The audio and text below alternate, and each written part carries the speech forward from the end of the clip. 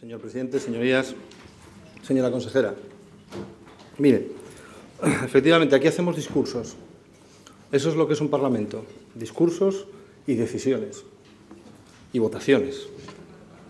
Y todos los que están aquí en esta Cámara han hecho apelaciones a la responsabilidad, al acuerdo, al pacto.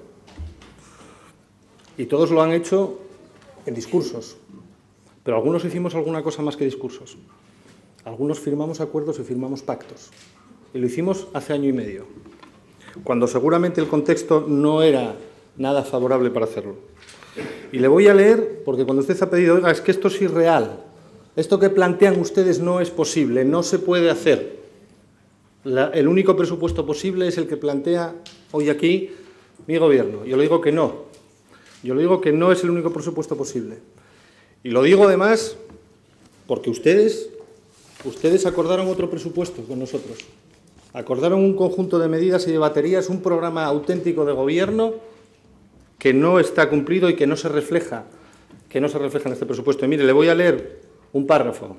De hecho, podría consumir toda mi intervención leyendo papeles y documentos, pero solo voy a leer un párrafo. En el presente contexto, la austeridad pública, necesaria en todo momento, ahora ha dejado de ser una opción para ser una obligación. Hemos llegado a un punto en el que el déficit público de todas las administraciones ha de descender de forma acelerada para poder seguir contando con financiación externa que siga haciendo posible su funcionamiento, en el convencimiento de que las medidas de austeridad deben de complementarse con las de estímulo a la economía de forma que se asegure el mantenimiento de los ingresos en un sistema fiscal justo y progresivo. Y a continuación hablábamos de medidas a adoptar, aprobación de un plan de ajuste del gasto público y de modernización de la Administración que requerirá de la elaboración de un plan de austeridad 2012-2015. 2012-2015. Que sea, además, el fundamento y guía para la elaboración de los presupuestos de 2013 y del 2014 y 2015. El plan contemplará la eliminación de todos los gastos superfluos e innecesarios, un estudio sobre el papel de las entidades, organismos y empresas del sector público autonómico, su función y, en su caso, reestructuración, procedimiento a la fusión, reconversión, un análisis de plantillas para determinar los recursos humanos estrictamente necesarios en cada organismo, servicio, entidad o empresa pública, todas las medidas de eficiencia posible en cada uno de los conceptos de gasto, un análisis de las transferencias y subvenciones, en especial las nominativas, que deberán de tener un carácter excepcional. Todas deberán de ser revisadas, justificada su existencia. Se modificará la normativa para que sea preceptivo dar cuenta a la Junta General de toda subvención nominativa.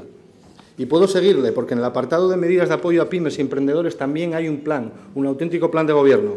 Plan de eliminación de trabas burocráticas, firma de convenios con las entidades financieras regionales para facilitar el crédito a las empresas regionales y a pymes, creación de un fondo de capital riesgo. Esto se lo explicaba hace escasas fechas aquí al presidente. Definición de una batería de incentivos fiscales regionales destinados a promocionar la creación de empresas, sociedades y autónomos o la ampliación de capital. Podríamos seguir. Ley de apoyo a emprendedores, tercer plan integral para el fomento de la cultura emprendedora. Todo eso lleva el membrete del Partido Socialista. Todo esto que le acabo de leer lleva el membrete del Partido Socialista. Y ahora tendrá que explicarme usted, a lo largo de año y medio, de todo esto que yo le acabo de leer, qué fue lo que ustedes hicieron y pusieron en marcha. ¿Y qué se refleja en este presupuesto? Nada de todo esto, consejera, nada.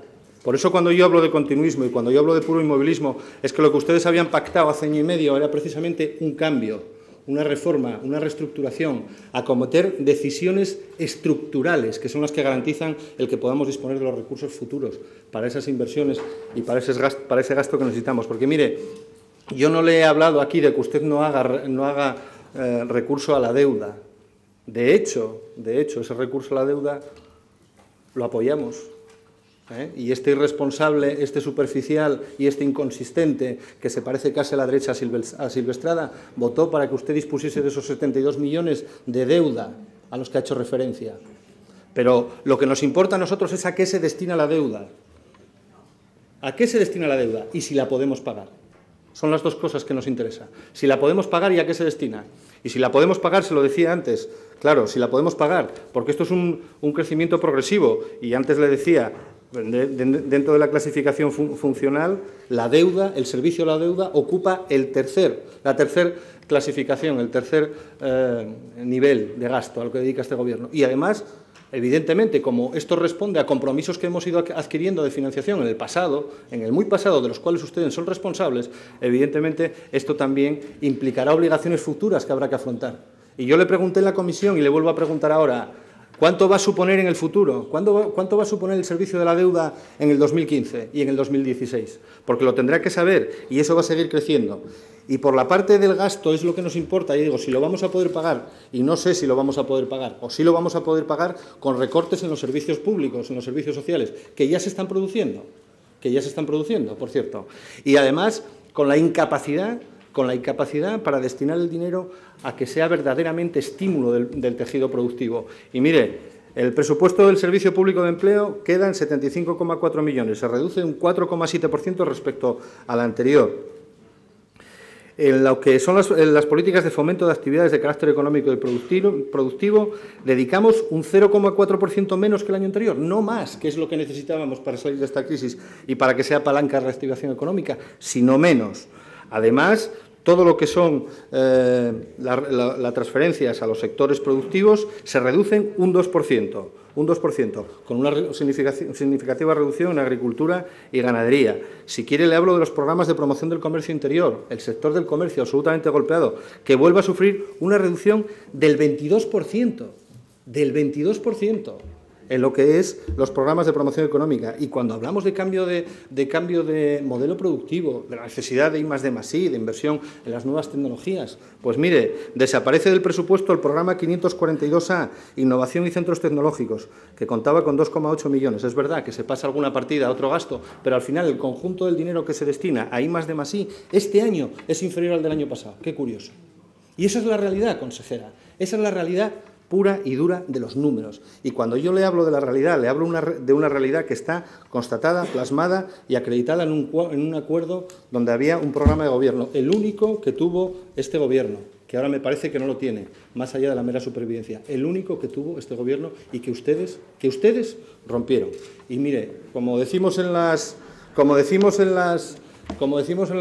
Gijón, en los lugares marineros, no hay buen viento para el barco que no sabe a dónde va.